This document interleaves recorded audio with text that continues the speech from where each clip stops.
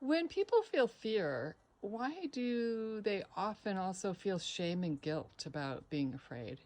Great question, Natalie. I'm Ramdev Dale Borglum from the Living Dying Project.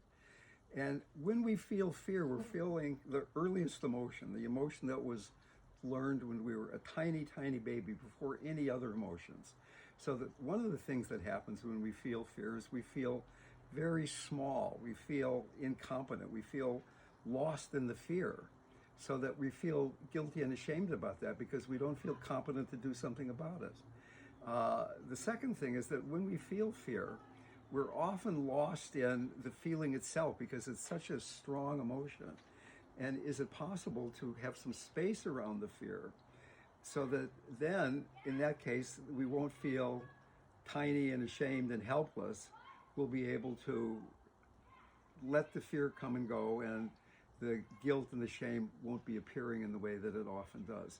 Guilt and shame are learned later on in the developmental stages, from the ages of like 1 to 3 or 4.